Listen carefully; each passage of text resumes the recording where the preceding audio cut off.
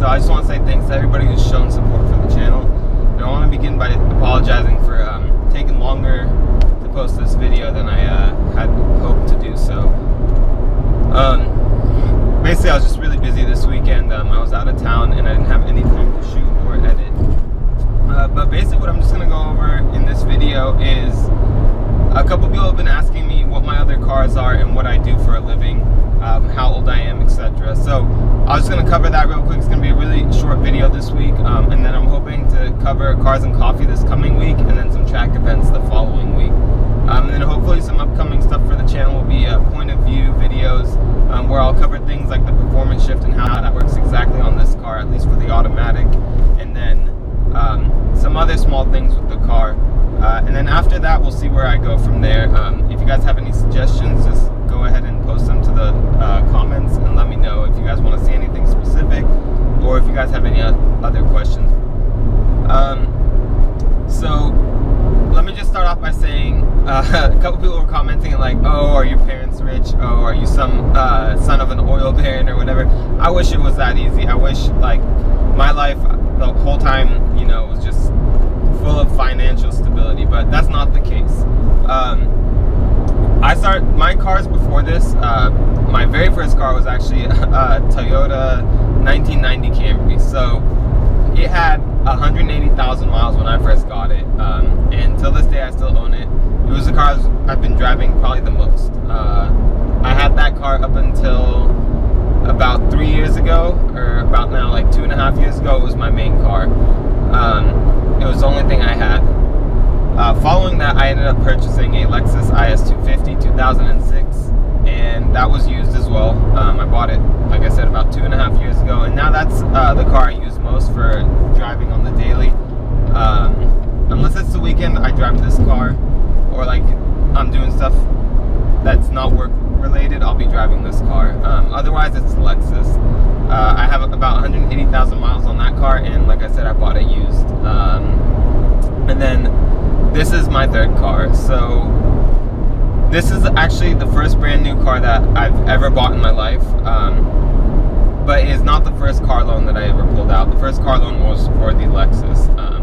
And then luckily I have that all paid off and everything.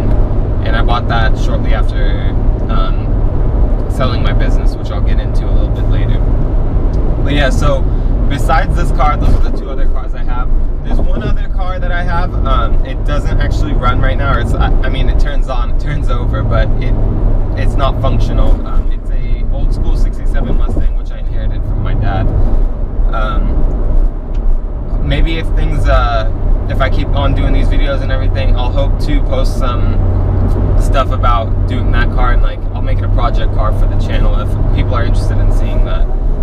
But besides that, so yeah, those are my three cars. The Lexus is what I drive most. The Toyota I'm actually getting rid of. I'll be junking it soon to an environmental agency where they're basically just offering you, if the car's operable, $1,000 in California to turn it into them, which is basically a steal for me because I bought the car originally for $400 when I was in school. So yeah, so as to what I do, like I said, I'm 25 years old. I graduated college. I'm not like, it's not like I'm some crazy entrepreneur who has a buttload of wealth to just spend on whatever. And I use that degree to work at my current day job. So that's about 70% of my current income. And what I do there is basically I graduated with a degree in molecular cell biology, and I work in quality control. So basically I maintain controls for a company which manufactures pharmaceuticals. At least my department, that's what they do. And like I said, that's 70% of my income. The other 20% of my income comes from basically so when I graduated college, I didn't find a job right away. I ended up traveling a little bit, and then when I returned from traveling, I actually ended up opening up a business. It was a restaurant with a friend of mine, so it was a partnership. Things didn't really go that well as far as like agreeing about things with the business and whatnot, so I ended up selling that for lump sum and then kind of like a payout over X amount of years.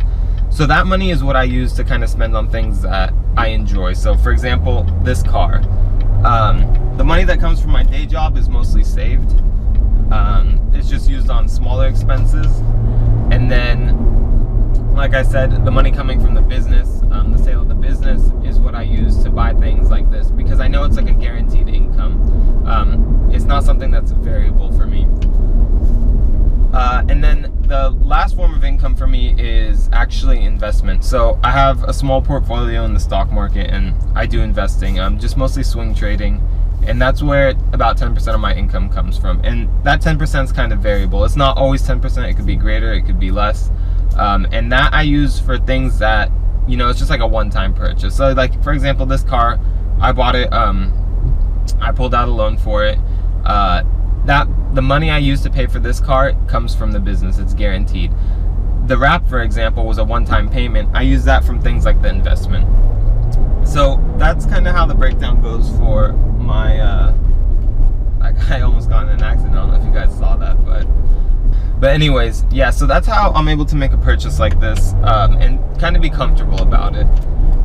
Otherwise, like if I was just working the day job, it's not something I'd be comfortable doing. And I don't know if you guys watch Street Speed 717's videos, but when he started off, he kind of made a video really similar to this, and he explained that. He said that he doesn't just have one source of income, and if that was the case for me, I wouldn't be buying stuff like this. So yeah, that's basically how I'm able to do things like this, and you know, just how I'm able to afford it, I guess, at the age of 25, which, although like I don't think I'm super young or whatever, and people watching this video are probably like, oh, this guy 25 years old thinking he's old, and then there's some people watching this video like, 25 years old, this guy thinks he's young, but whatever. Yeah, so 25 years old, I don't know if that's like an achievement or if it's not, but yeah, I just thought I'd explain how I basically came to get this car and you know, was in the position to buy something like this. So that's basically it. That's all I really wanted to cover in the video today. Like I said, I just wanted to keep it short, and hopefully that kind of answers some of your guys' questions. I didn't really want to go into too much detail, but that's about it. As far as like upcoming videos, like I said, I have that Mustang. Maybe I'll do some project videos on that car, and then I'll be going to Cars and Coffee this week. Hopefully I'll see some of you there. Anyone who's watching, who'll be attending, let me know. That's on Treasure Island this week, June 4th, Saturday, over near San Francisco. So if you guys are aware of the Bay Area, it's kind of like that island right in the middle of the Bay Bridge. And then the following week, I'll be doing a video on the track. So I'll be meeting a friend and we'll be doing some drag. Although I don't think I will personally be drag racing my car, just because I don't have drag radials on it. And there's just too much slippage to actually do anything decent on that track, or on the drag with that car. So besides that, I hope you guys just liked the video, and it kind of answered some of your questions. And if you did, subscribe, like, and comment, and then hopefully I'll see you guys next week.